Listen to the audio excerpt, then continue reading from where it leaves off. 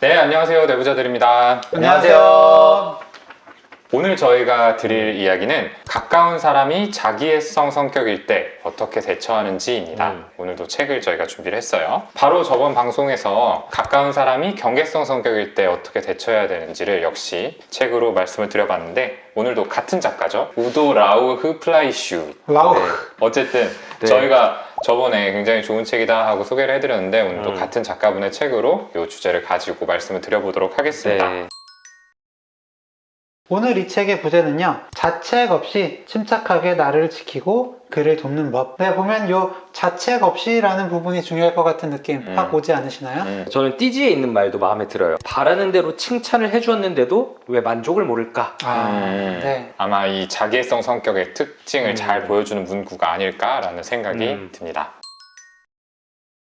이번에도 본격적인 방송에 들어가기 앞서서 우리 이 자기애성 성격 어떤 특징을 가지고 있는지 간단히 좀 말씀을 드려보죠. 일단은 굉장히 자존감이 높은 것처럼 행동하지만 실제로는 자존감이 굉장히 낮고 자의식도 약하고요. 그래서 그거를 메꾸기 위해서 다른 사람의 공감과 인정을 필요로 하고, 그래서 그 필요를 위해서 다른 사람을 이용하는 사람들을 얘기합니다. 조금 더 구체적인 말씀을 드려보면요, 일단은 자기 자신이 어떤 중요한 사람이다, 대단한 사람이다 라는 생각들을 가지고 계시는 경우가 많죠. 그렇기 때문에 당연히 나는 존경받아야 되고 숭배받아야 된다라는 생각을 마음속에 가지고 있습니다. 그래서 약간만 자기가 무시당한다고 느끼는 순간에 폭발적으로 분노가 나가기도 하죠. 그렇죠. 그러니까 딱 자기소개를 할 때도 내가 이런 사람이다, 혹은 너 누구 알지? 그 사람이 나랑 이렇게 친해. 뭐 이런 식으로 이제 자기를 내세우죠. 그렇죠. 자신의 네. 가치를 올리기 위한. 네. 내가 재석이 형이랑 친한 것처럼. 재석이 형 알지? 막 내가 네. 연락만 하면 바로 그렇죠, 온다니까? 그렇죠. 네. 이런 것들을 만약에 인정받지 못한다. 재석이 형이랑 무슨 사이도 아닌 것 같은데? 이렇게 얘기를 하게 되면은 굉장히 분노를 하게 되거나. 네, 네가 뭘 알아? 봤어? 네. 아니면은 이제 뭐 그런 식의 반응을 있을 수 있겠죠. 이 새끼들이 이거 질투하는구만. 그렇죠. 유퀴즈에 네. 내가 나갔다고 해가지고 전부터 알고 있었는데 뭐 이런 식의 생각들. 그렇다는 건 지금 아니고요. 약간 자백한 거구나. 그래 어쨌든 그 외적인 가치들, 돈이나 어떤 권력이나 그리고 어떤 외적인 이런 모습들에 굉장히 집착을 하게 되죠. 네, 맞습니다. 그리고 타인의 이제 필요에 의해 가지고 이용하는 경우가 굉장히 많아요. 그리고 이런 것들을 착취적인 인간관계라고 부르는데, 어떤 본인의 필요나 도움을 위주로 인간관계를 맺고 그렇지 않은 관계는 가차없이 냉정하게 내쳐버리는 특성이 있습니다. 네, 그래서 실적 이제 다 본인 걸로 하는 그런 상사들이라든지 대학원의 연구를 다 자기 걸로 쓰는 교수라든지 네, 이런 거 생각하시면 좀 그렇죠. 이해가 그리고 됩니다. 남들이 한 거를 다 가지고 와서 자기 것처럼 발표하는 정치인들. 그렇죠. 근데 이런 사람들은 이제 결국 자기 무의식에서 느끼는 그 나약함을 어떻게든 이렇게 과대하게 메꾸는 데에만 집중하기 때문에 그런 와중에 다른 사람들이 어떻게 상처받을지, 그걸 어떻게 바라볼지에 대해서 생각을 못해요. 공감 능력이 전혀 없고. 그렇죠. 관심도 네. 없고요, 사실은. 그래서 유독 뭐 저희 영상들을 보면은 네, 특히 이제 자기애성 성격인 사람들이 주변에 있는데 네, 어떻게 대해야 되냐, 네, 이런 댓글들이 많거든요. 그래서 이제 이 책에 나온 내용이랑 저희가 경험하고 배운 내용들을 말씀을 드릴 건데요.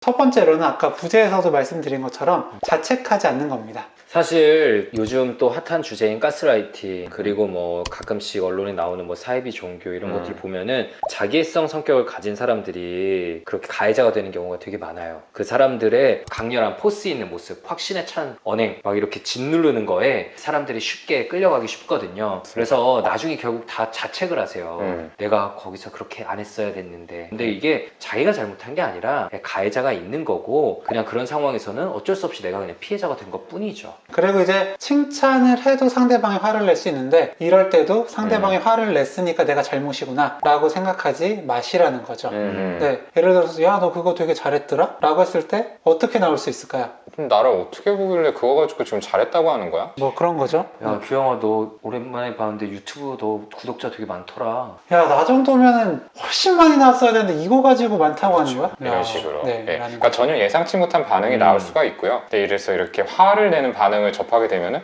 내가 뭐 실수했나? 이렇게 위축되기가 쉬운데 그게 아니라는 거. 그리고 이렇게 자책을 시작하는 게 자기애성 성격을 가진 사람들에게 말려드는 첫 단계라는 거를 꼭 기억을 하셔야 됩니다. 꼭 기억하셔야 되는 게, 이 사람들은 절대 절대 사과하지 않는다는 거를 기억하셔야 돼요. 이 사람들에게 사과받아야만 한다라고 거기에 매달리시기 시작하면은 그냥 끝없이 힘들어지실 수 있습니다. 이 사람들에게 사과라는 거는 자기의 나약함을 인정하는 일이기 때문에 자기 마음속 기반이 무너져 버리는 거라서 절대 할 수 없어요. 그런데도 불구하고 상대방에게 잘못을 알려줘야만 되겠다, 나는 그래야만 하는 상황이다 라고 한다면은 반드시 단호하게 좀 말을 해야 되고, 그럴 때 상대방이 또 이제 화를 내기 시작한다 이러면은 그럴 때는 화내지 마라 라고 또 멈추라고 단호하게 말하실 필요가 있어요. 그러니까 상대방이 나한테 이제 또 예전에 했던 것처럼 계속 화를 내면은 지금 뭐 하는 거냐, 이런 행동 자체가 나한테 굉장히 상처가 되고 이제 그만하시라 라고 단호하게 말을 하고, 필요하다면 역시 관계를 끊어야 할 필요가 있습니다. 맞습니다. 그리고 이제 이 자기애성 성격을 가진 사람들의 심리에 대해서 저희가 이제 앞서서 잠깐 언급을 해드렸는데, 결국에는 이런 특성들이 낮은 자존감에서부터 출발한다는 걸 좀 기억해 두시는 것도 필요할 것 같습니다. 그러니까 스스로에 대한 확신이 부족하기 때문에 그걸 메꾸려고 외적인 가치들에 집착을 하게 되는 거고, 인정받지 못하는 상황은 그런 자신의 취약한 부분이 공개적으로 노출된 거나 다름없다고 느끼기 때문에 예민한 반응을 보일 수밖에 없는 거죠. 그래서 이러한 점을 고려를 했을 때에는 상대방이 느끼는 이러한 스스로에 대한 불안감을 좀 어느 정도는 잠재워주는 것도 필요합니다. 사실 이 자기애성 성격을 가지신 분들은 그런 가치들에 좀 집착을 하는 게 모티베이션이 돼가지고 실제로 좋은 성취들을 거둔 경우들이 많이 있어요. 그래서 이제 현실에서 거둔 그런 성과들에 대해서 짚어주고, 네가 어느 정도 능력이 있는 사람이다 라는 것들에 대해서 일깨워주는 것도 분명히 필요합니다. 근데 다만 이때는 반드시 현실에 근거해야 된다는 게 중요해요. 명확한 근거 없이 너 대단한 사람이야, 야 너 정도면 훌륭하지, 이런 얘기들은 뭔가 과대감을 조금 더 부풀리는 경우도 있고 되려 화를 내면서 이런 이제 예상치 못한 반응들을 접하게 되기도 합니다. 그래서 현실적으로 딱 잘한 거에 대해서만. 그렇죠. 하여튼 이런 자기애성 성격 환자분들을 보면 굉장히 그런 어떤 불편한 부정적인 역전의 감정들이 올라올 때가 있고요. 치료자로서도 네. 사실은 쉽지 그리고 않죠. 실제로는 그렇게 대단하지 않은 부분에 대해서 되게 짚어드리고 싶은 그런 마음들이 막 올라올 때가 있어요. 그러니까 예를 들어서 형 그렇게 사실은 뭐 그렇게 친한 사이 아니잖아, 뭐 연락처도 뭐 사실 실제로 있는 거 아니잖아, 뭐 이런 식으로 짚어주고 싶은데 사진 한 장 찍은 게 다 아니야? 네, 그런 식으로요. 맞아. 맞아. 이렇게 끝나면은 네. 이게 다행인 건데 네. 이렇게 절대 끝나지 그렇죠. 않아요. 그렇죠. 저희 오늘 카메라 꺼지면 이제 그렇죠. 멱살가 그럴 수 있기 때문에 하실 거죠? 저희가 그런 마음이 있어도 처음에는 음. 이 화분에 물을 주듯이 네, 그래서 꽃을 피우듯이 계속해서 좀 칭찬, 네, 그런 인정을 좀 해드리는 게 필요합니다. 네, 근데 이게 진짜 말이 쉽지 잘 안 돼요. 사람 쉽지 않죠. 마음상 이렇게 막 허세 떨고 허풍 떠는 거 다들 눈에 보일 텐데, 보면은 정말 그거 한번 탁 찔러주고 싶고, 그쵸. 그리고 그 사람이 결국 막 팀원들의 성과도 다 자기 것처럼 가져가서 여기서 부풀리고 다니는 거 보면은 정말 공개망신을 주고 싶고 네, 이렇거든요. 네. 근데 그렇게 하면 그 사람 입장에서는 정말 자기가 와르르 무너져 버리는 일이기 때문에 굉장히 공격적인 태도로 저항할 수밖에 없고, 그러면 서로가 힘들어지기 때문에 그 사람을 무너뜨리고 싶은 마음을 그냥 적당히 나도 참고 다스리면서 지나가는 게 꼭 필요합니다. 그래서 같은 맥락에서 우리가 치료가 필요하다라는 이야기를 할 때도 조금 조심하시는 게 필요한데요. 야, 너 성격 보니까 그런 부분이 좀 문제인 것 같아 라고 했다가는 사실은 굉장히 공격적이고 네, 어떤 네. 예민한 반응들을 접하기가 쉽겠죠. 아니면 무시를 당한 건 아예. 우리가 이제 어린아이들이 막 자기가 굉장히 이제 대단한 사람인 것처럼 뛰어난 능력이 있는 것처럼 얘기하면은 그냥 약간씩 우쭈쭈 이렇게 해주잖아요. 왜냐하면 나이가 들면은 이제 그냥 그 시기도 지나가니까 자연스럽게. 약간 그런 마음으로 사실은 대하시는 게 서로에게 더 편하긴 합니다. 쉽지 않지만. 네, 저 방금 그 아이한테 약간 비난하는 상상했어요. 너무 별거 아닌데. 혹시 그렇게 하고 계신 거 아니죠? 따님이 약간 위축되어 보이던데. 그래서 크림이라고 그렸어?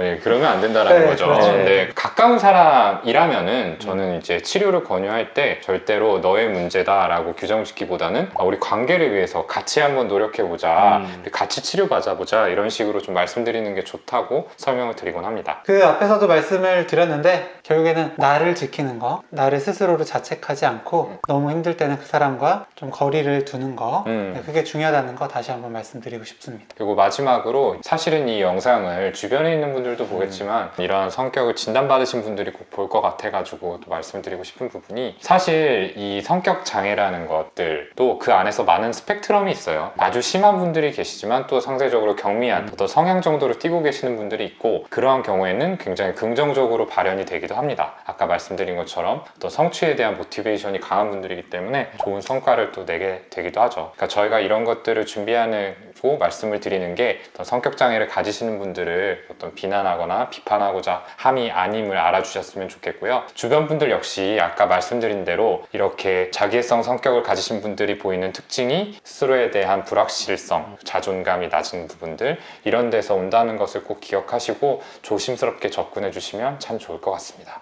오늘 방송에서는 우도 라우흐 플라이슈, 한 번만 더 발음해 주실래요? 아까 잘하잖아요. 우도 라우흐 플라이슈가 지은 가까운 사람이 자기애성 성격 장애일 때 라는 책을 소개를 해드렸습니다. 다음 시간에 더 흥미롭고 유익한 콘텐츠 준비해서 찾아뵐 테니까요. 많이 많이 기대해 주세요. 감사합니다. 감사합니다. 오늘 영상 조금이라도 재밌고 유익하셨다면 구독, 네, 좋아요. 댓글 쓰기, 알림 설정까지 네, 꼭 부탁드립니다. 감사합니다. 감사합니다.